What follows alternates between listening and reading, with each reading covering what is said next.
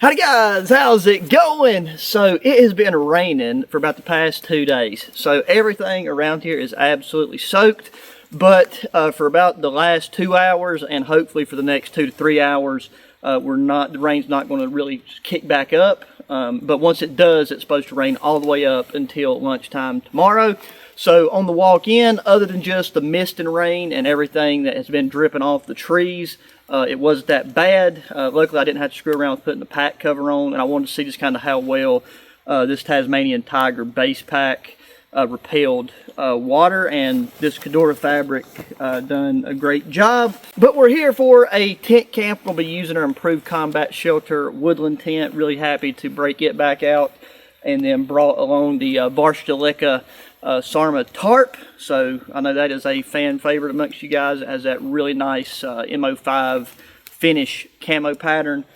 So I think since right now we don't really have anything other than just a bit of mist, we're going to get the tent set up first, and then we'll kind of decide, because I want the tent to get rained on as much as possible, but you know, due to the design of it and how I like these trees that I want to use to pitch my tarp, we'll have to play around with how exactly we want to do that, so y'all can also see what I'm doing.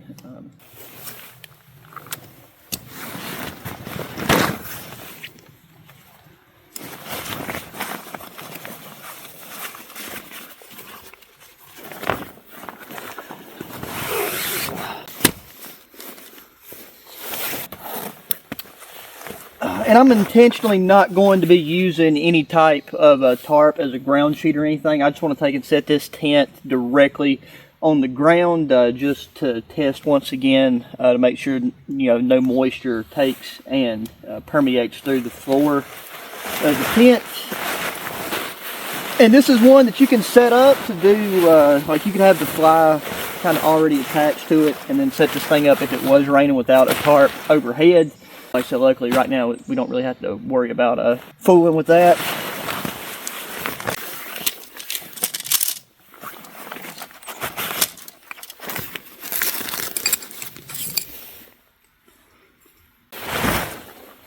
Oh, and there we go. This right here is their front facing side. It's really easy to tell. It's got the bug netting right there on the outside, and the camo pattern there on the inside with the waterproofing, and the back side is this tan color.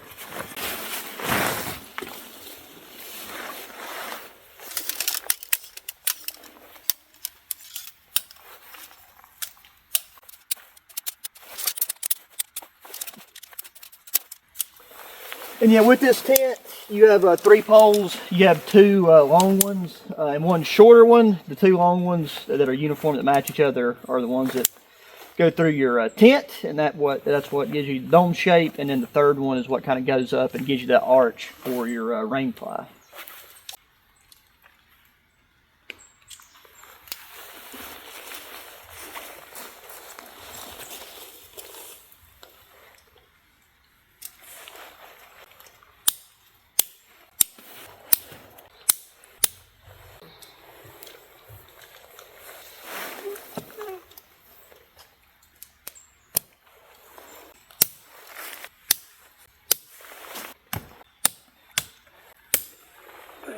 And there we go.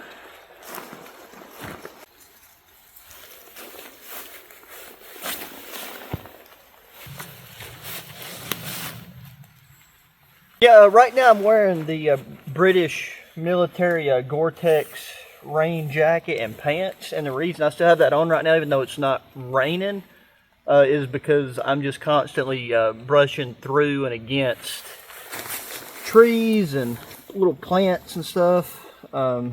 And that's what will get your clothes wet in thicker areas. I mean, obviously this right here is pretty open, but I'm still walking through and around foliage and such. So now we can get the rain fly on. This thing has like a really nice, durable feeling rain fly, because it's got the that blackout property to it. This one isn't black on the inside like the got the name of it, the digital all-purpose camouflage. You guys know what I'm talking about. But anyways,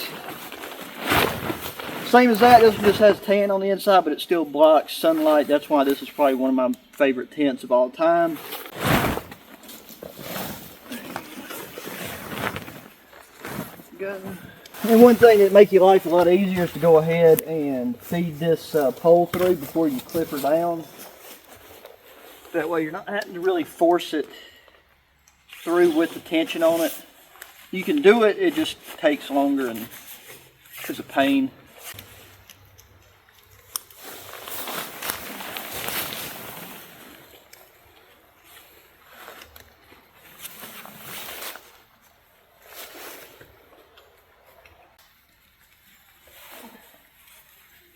And there we go. Now, just flip around, just adjusting the tension. And where this tent is still, this one is relatively new. It's still got a bit of stretching and breaking in to do.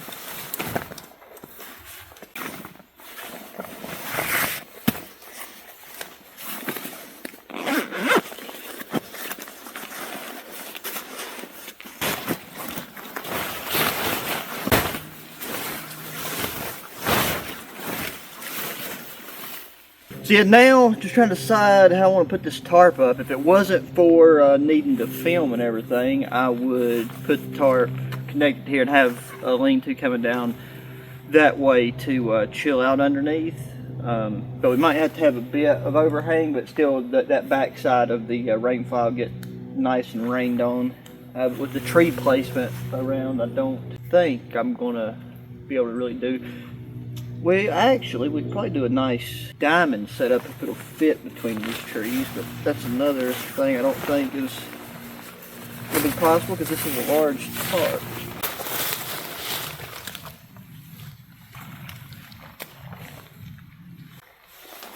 So I don't like it, but a part of it, there's probably going to be a little bit of tarp touching this larger tree after I get this strung up, but I think that overall this is going to be the best configuration. And it's kind of what I got to work with the tree spacing. Okay, and this is ultimately what we have wound up with. If it was going to be windy at all, I would not do this because that is up against that tree right there, and I'm just not a big fan of that because, I mean, that is friction. These Varstalika Sarma tarps are just extremely durable, but all in all, I think this is going to work very, very well. We got our tent. The tent's more covered than I had hoped, but that's kind of what we have to work with. Obviously, this side right here is going to get hit hard. That'll get hit hard whenever the rain kicks in. But we do, like, it is nice to have some overhang over the end of your tarp so that you have an area to where we can sit, because I did bring a chair with me. And also an area to where whenever you open this up, like it's kind of hard to tell whenever you see this tent in videos and pictures, but you have more of an overhang here, so you don't really have much of an issue of water coming in if it's raining. It's just that if you have wet clothing and stuff, you know, you got to get in, you have to get your wet clothing off if you have rain gear. So you'll get a few drops in there typically if you're using the tent by itself in wet conditions. Really the only good way to get around that is if you have a poncho on, because what I like to do is, regardless of the tent or shelter I'm using, is like throw the front of the poncho kind of over the rain fly, then you can zip it open and you kind of got like a cape over you, kind of get in your tent and just kind of slip out of the poncho, and yeah, then you can take and just kind of fold your poncho in a way to where water don't get on the inside of it, and you can even use it kind of as a flap on the front if it's not windy. But if it is, then you can just take and reach around and tug it through the vestibule, or just leave it kind of in between your tent and the rain fly, and that has worked for me in the past. So, got that. Let's get our chair set up. Boom, brought out the Sit Pack Campster, in case you're wondering what chair I'm using. Since the ground is going to be softer, I wanted to bring this one because it's got a bit wider feet on it, and they don't really sink into the ground as easily as some of the other styles, and also it's really quick and easy to set up because you just got to pull these out versus having to you know, really piece it together. So there we go.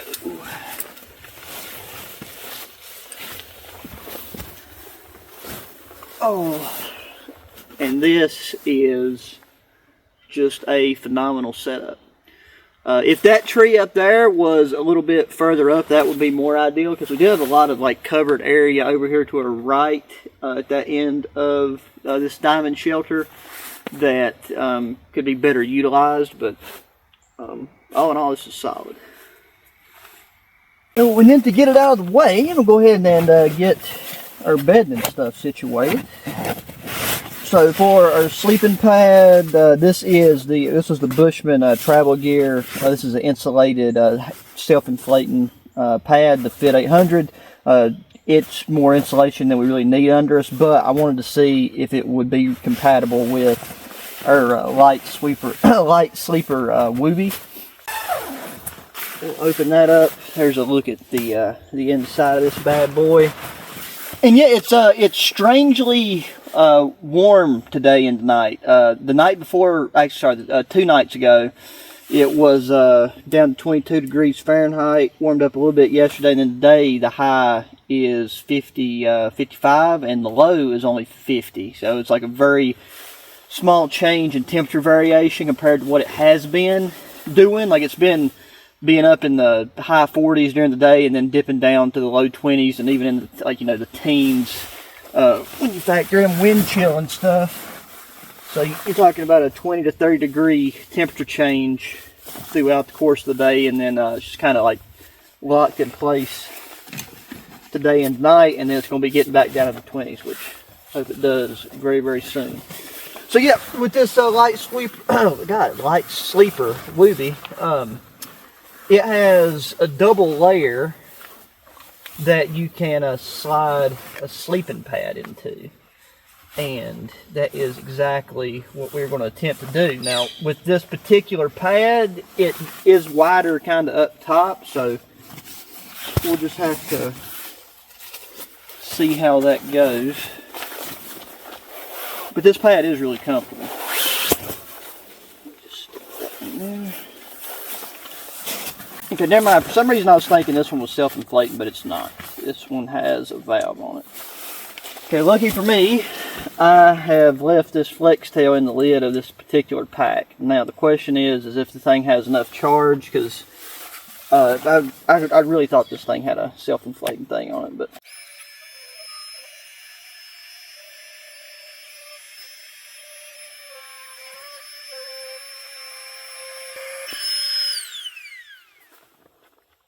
and then in case the temperature does drop even lower, I got this really compact gravel blanket. I don't remember if this is actual down or if this is like a synthetic down, but it's like a full-sized blanket that packs down extremely small, and it's pretty dang warm. It's pretty much just as warm as a Wooby, but packs even smaller, with what is making me think that it is actual down. So anyways, let's see if we can. This pad might be too wide to slide into this, because like I know that this is specifically designed, I think based off the dimensions of the military inflatable thermarest pads.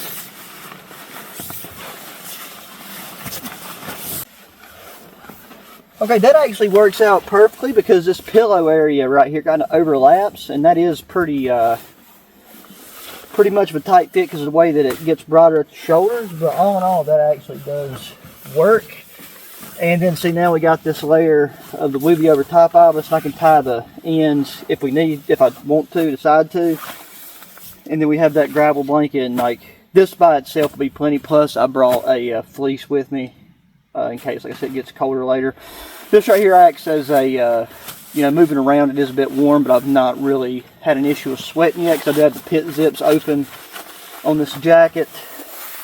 And then I can kneel down on the ground and stuff where it's wet, where I've kept these pants on, but I am about ready to get these waterproof pants off. These are Gore-Tex, so they're breathable, but God dang it, right there's maybe want to hop in here and lay down on it right now. And I love this tiger stripe camera. Dang near beautiful. We'll zip that up for the time being. Let me go ahead and throw that in there.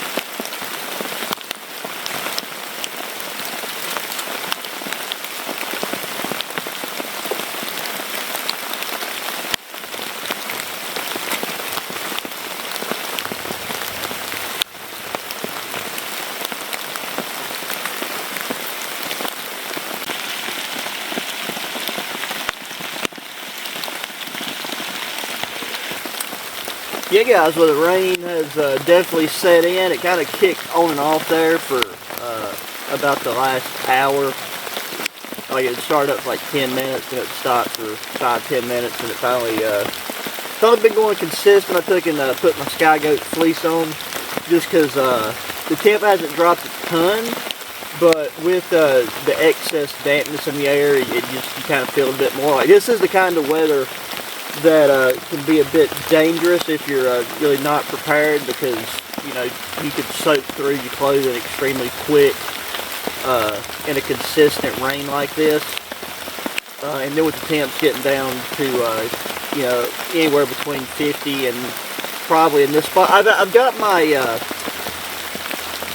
actually, I need to get that out before I forget about it. I've got my sensor push thermometer jig that will monitor the temperature. It's been monitoring the temperature, it's just been in my bag, so that data won't be accurate. But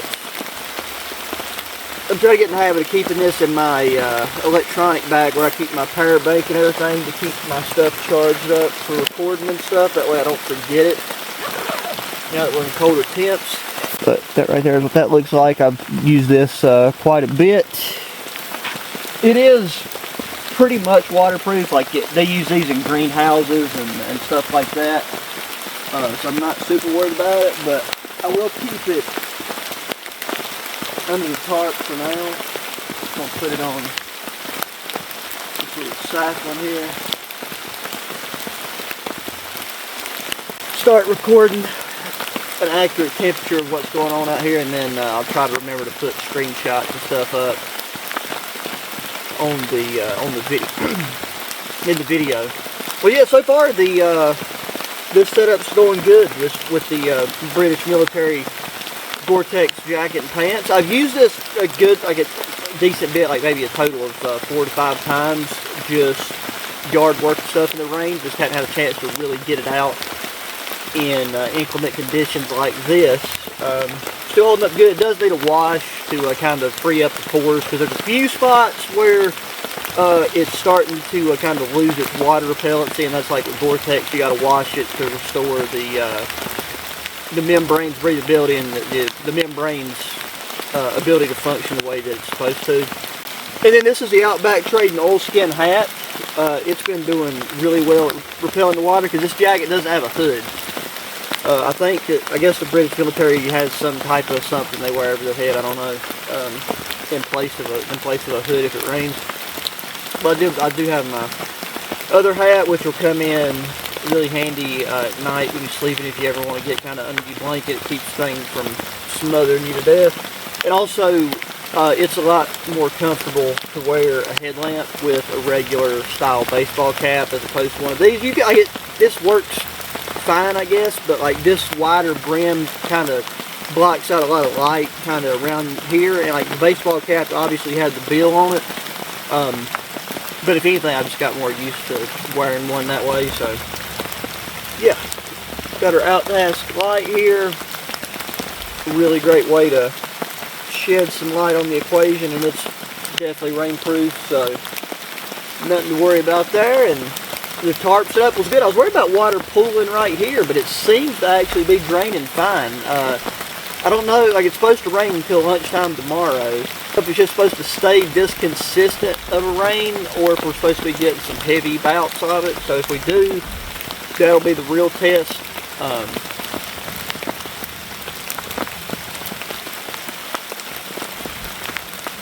I am starting to get hungry, so we'll be making ourselves a Ready Wise Pro meal before too long.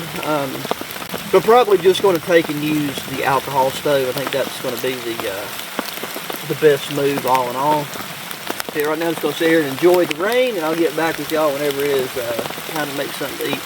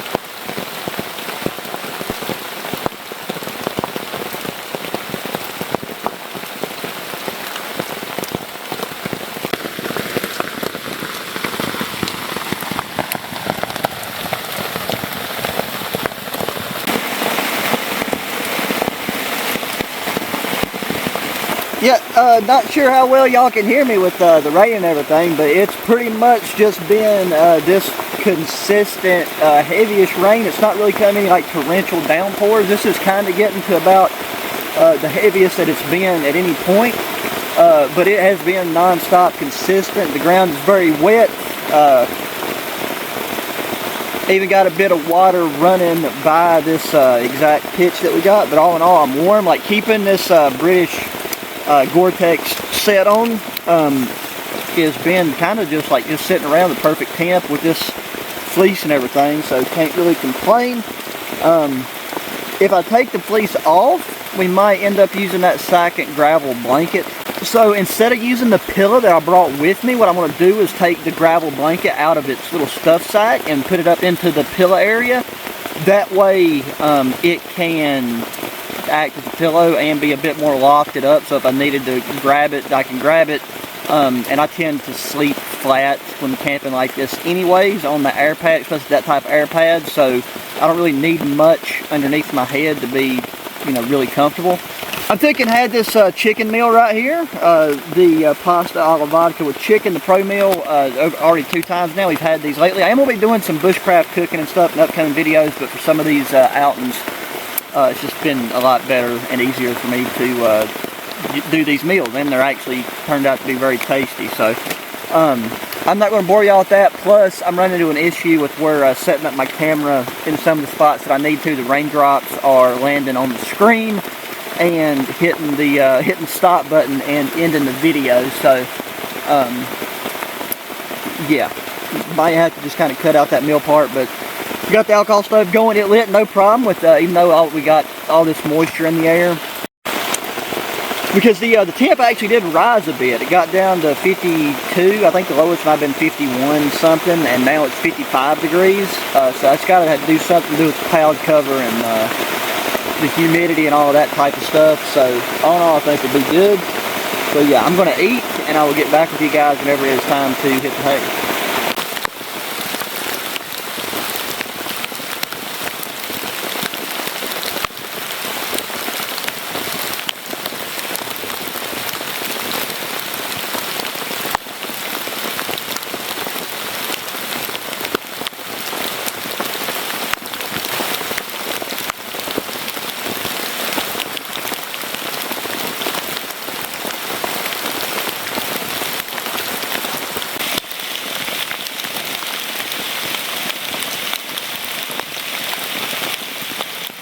Oh, and yeah, that's very frustrating. I think that cut off again while I was putting the bag away. But what I've done is, it's my fault. I forgot I made a tripod umbrella, like a DIY thing I've been using for 6, 8, probably longer than that months. Whenever I come out and record in the rain to keep water off of that. But yeah, as soon as like multiple water droplets touch the screen, it screws around and ends the video. So I'm ready to hit the hay. I'm going to be taking these off, putting them in my chair, and then just setting like this canteen kit and cup on it. It's not supposed to get windy. Same thing with my hat. Or I might reach and put my hat over there in my bag. So let's get these off.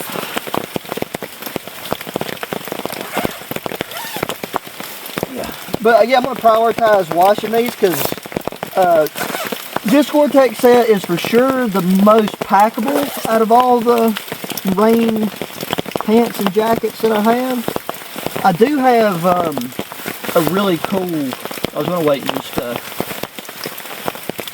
show you guys for the first time, or tell you for the first time in a video, but because this MO5 pattern looks so dope, we got the Varshitlika rain pants and jacket. They're like a really, really, really durable military set. And it should be here relatively soon. Because this chair's already got a bit damp and it's got these air holes, so that's why we're not really worried about it getting wet. But yeah, this one rolls up really small. I just got to take and wash it to kind of restore some of the Gore-Tex properties. Oh, yeah, there's a little carabiner right there. I want to hang that way that can kind of drip out and air out. Undo the boots. Because yeah, like my clothing and everything, like I'm not even, other than my boots obviously, which I'm not even damp. Oh, the ends of my cuffs are damp. I guess a little bit, yeah, right there around the cuff of my pants. That's just where that sticks out from. Because yeah, where the tent is like shot up today for the first time in the last few outings, I've seen some spiders and stuff crawling around, which is, I mean, that's not a big deal at all, but just hadn't seen them out and about. Oh, and I got the got a backpack over there.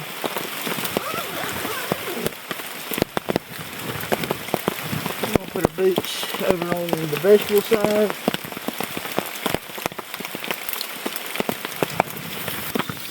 So let's give this a bit of a lay test. Because you got to remember, the tent itself is going to hold some heat. And yeah, I'm going to leave this fleece on for now. Probably don't even really need it over top of me, but everything else I think is going to be fine. This is really, oh, this is really comfortable.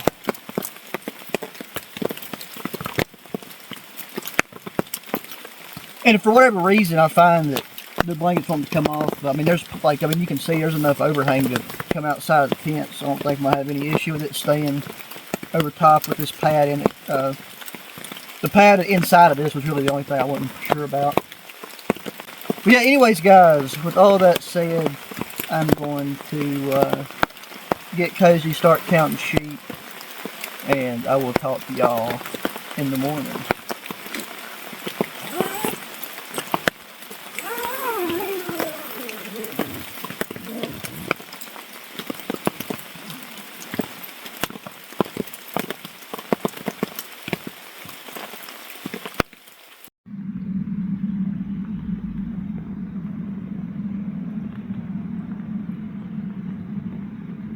Oh, and this blackout feature is that thing that I absolutely love about this tent.